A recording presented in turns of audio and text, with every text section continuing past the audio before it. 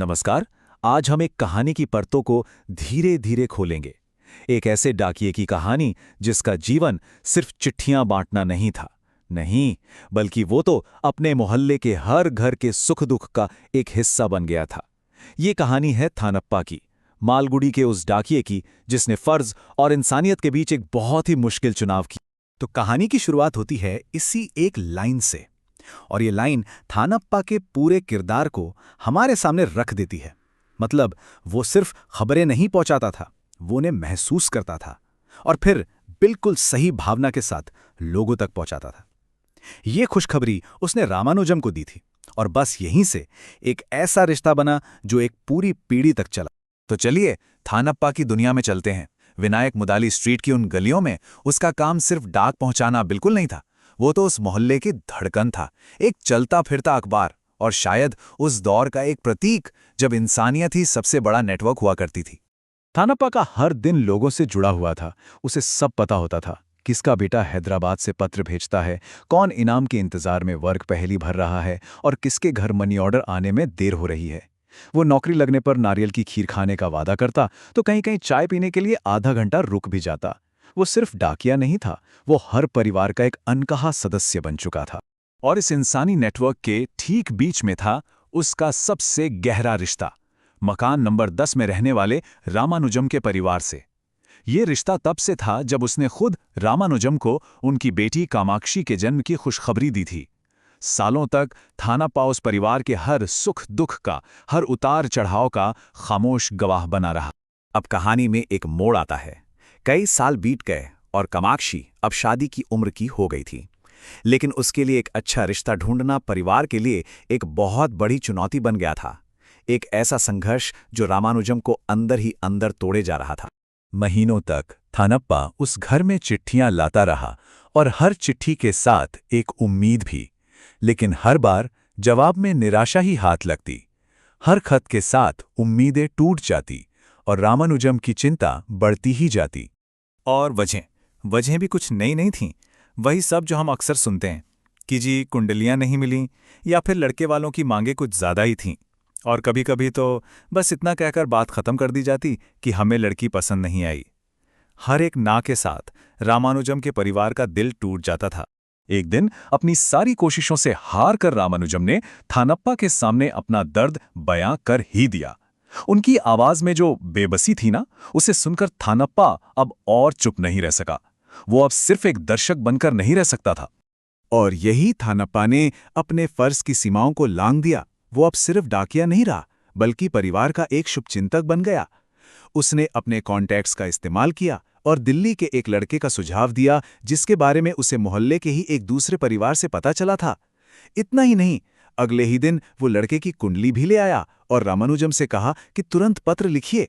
खैर, बात आगे बढ़ी, लेकिन एक नई समस्या खड़ी हो गई। लड़के के माता पिता कामाक्षी को देखने के लिए मद्रास आ रहे थे। अब सवाल ये था कि क्या लड़की को इस तरह दिखाने के लिए ले जाना ठीक है। इस बात पर घर में जबरदस्त बहस छिड़ गई। जब परिवार किसी नतीजे पर नहीं पहुंच पा रहा था, तब थानप्पा ने एक सलाहकार की भूमिका निभाई। उसने बड़ी समझदारी से समझाया कि जो बातें चिट्ठियों में सालों तक नहीं सुलझती, वो आमने सामने बैठकर 1 घंटे में तय हो जाती हैं। उसकी इस सलाह ने परिवार का मतभेद सुलझा दिया और वो लोग मद्रास जाने के लिए तैयार हो गए। मद्रास की वो मुलाकात सफल रही। रिश्ता तय हो गया और घर में जैसे खुशियों की लहर दौड़ गई। लेकिन शादी की जो तारीख तय हुई, वो थानप्पा के ज़मीर का सबसे बड़ा इम्तिहान लेने वाली थी। वो तारीख थी 20 मई। अगले 3 सालों तक शादी के लिए ये आखिरी शुभ मुहूर्त था। कामाक्षी का भविष्य, परिवार की इज्जत, सब कुछ अब बस इसी एक दिन पे टिका था। और फिर वही हुआ जिसका किसी को अंदाजा तक नहीं था। शादी के दिन सुबह सुबह थानप्पा को रामानुजम के लिए 2 डाक मिले, एक तार और एक खत। दोनों में एक ही खबर थी, रामानुजम के चाचा का देहांत हो गया है। थानप्पा जानता था, वो अच्छी तरह जानता था कि अगर ये खबर घर पहुंची तो परंपरा के अनुसार शादी रोक दी जाएगी। और उस एक पल में थानप्पा ने एक असाधारण फैसला किया। उसने अपनी नौकरी, अपने फर्ज, सब कुछ दांव पर लगा दिया और उस परिवार की खुशी को चुना। उसने वो तार और वो खत अपने थैले में ही रख लिए, ये सोचकर कि इस खबर से कहीं कामाक्षी की जिंदगी न उजड़ जाए। शादी बिना किसी रुकावट के हो गई। घर चंदन और फूलों की महक से भरा था और शहनाई की गूंज थी। खुद थानप्पा भी आशीर्वाद देने पहुंचा। उसके चेहरे पर मुस्कान थी, लेकिन दिल पर एक बहुत बड़ा बोझ था, एक राज जो उस शोर में कहीं दबा हुआ था। दिन बीतते गए। कामाक्षी की शादी हो चुकी थी और वो खुश थी। लेकिन थानप्पा जानता था कि वो इस राज का बोझ हमेशा के लिए नहीं उठा सकता। अब सच बताने का वक्त आ गया था। शादी के लगभग 10 दिन बाद एक छुट्टी के दिन थानप्पा रामानुजम के घर पहुंचा। उसने पहले वो कार्ड दिया जिस पे बीमारी की खबर थी, और फिर उसने वो तार सामने रखा जो ठीक शादी के दिन आया था।